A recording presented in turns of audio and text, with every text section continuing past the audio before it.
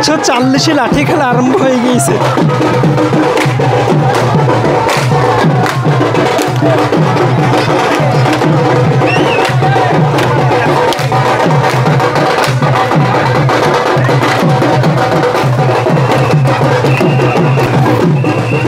Final কবে হবে?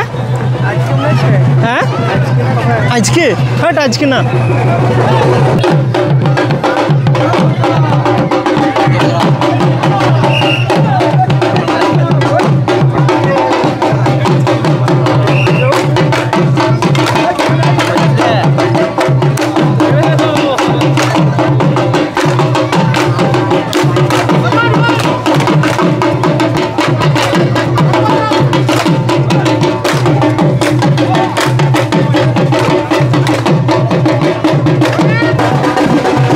সব বুড়োদের খেলা, ইয়ং জেনারেশন যেখানে হচ্ছে ওখানে চল, ভালো হবে।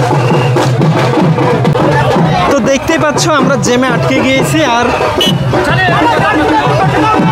আমাদেরকে জেম থেকে বেরোতে হবে।